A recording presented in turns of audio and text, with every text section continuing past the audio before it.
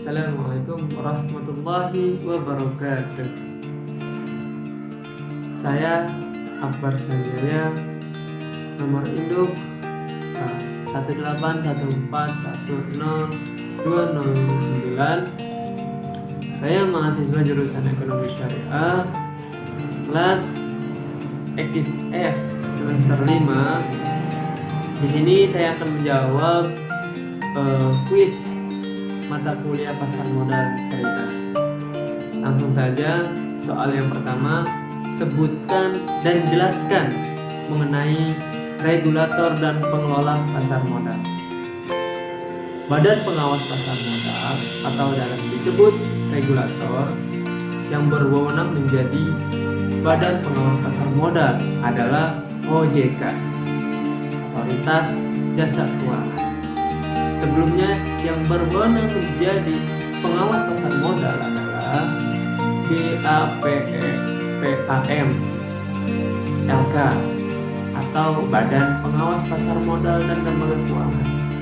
Perpindahan kewenangan ini semenjak terbit dan berlakunya Undang-Undang Nomor 21 Tahun 2011 tentang Otoritas Jasa Keuangan. Sedangkan pengelola pasar modal ada 3 macam, yaitu yang pertama, bursa efek. Apa itu bursa efek? Bursa efek adalah pihak yang menyelenggarakan dan yang menyediakan sistem serta sarana untuk mempertemukan penawaran dan permintaan pasar modal. Yang kedua, clearing penjamin efek Indonesia PEI berkewajiban menetapkan peraturan mengenai kegiatan clearing dan penjamin penyelesaian transaksi bursa. Yang ketiga, Kustodian Sentral Efek Indonesia atau disebut juga KSEI bertugas untuk menetapkan peraturan mengenai jasa kustodian sentral dan jasa penyelesaian transaksi efek. Baik, kita lanjut ke soal nomor 2. Sebutkan perbedaan pasar sekunder dan pasar perdana. Ada beberapa perbedaan di sini. Kita jabarkan satu-satu. Jadi yang pertama, perbedaannya itu di pasar sekunder harga saham berfluktuasi atau naik turun sesuai kekuatan permintaan dan penawaran. Sedangkan di pasar perdana harga saham tetap. Itu yang pertama. Perbedaan yang kedua, di pasar sekunder ada komisi, sedangkan di pasar perdana tidak ada komisi.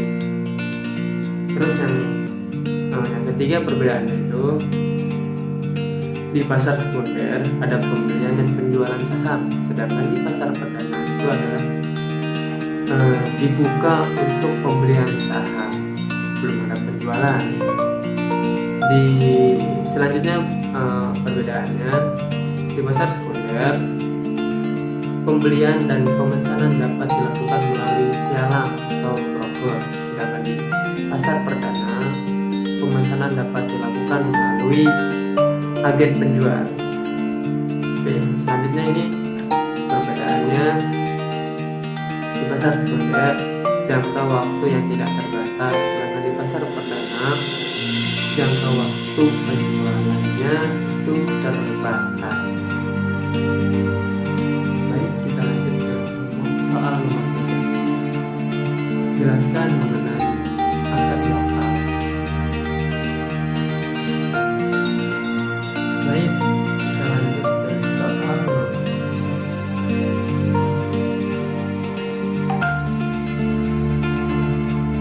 Baik, kita lanjut ke soal nomor 3. Jelaskan mengenai akad pemberian kuasa atau dalam kurung wakalah.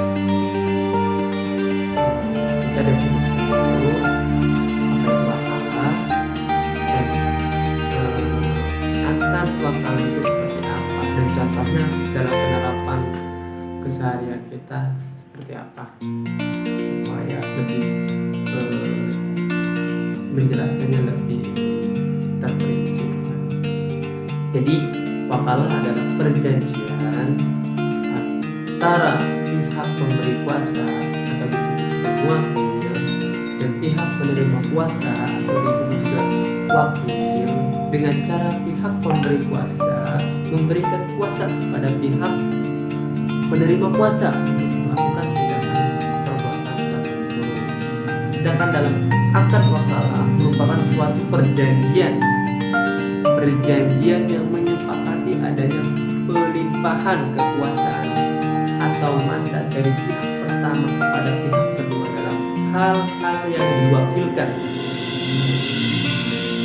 Dalam hal ini yang hanya melibatkan kedua belah pihak, di mana pihak yang diberi kuasa hanya melaksanakan sesuatu sebatas kuasa atau wewenang yang diberikan oleh pihak pertama.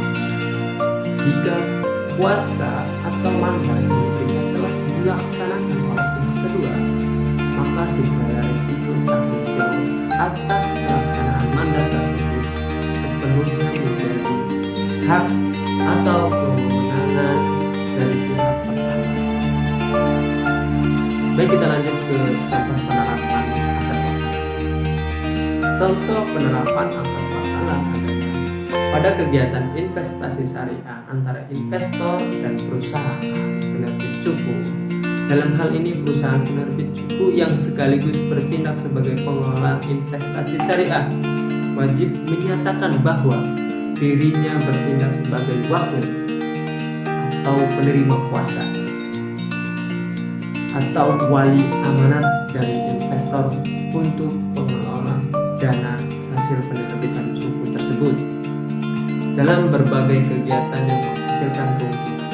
Nah, keuntungan atau kegiatan investasi yang dilakukan selanjutnya diberikan kepada investor, pemberi kuasa atau pemegang suku sebagai imbas hasil, dan dilakukan selama jangka waktu tertentu secara periodik hingga suku jatuh tempo sesuai kesepakatan.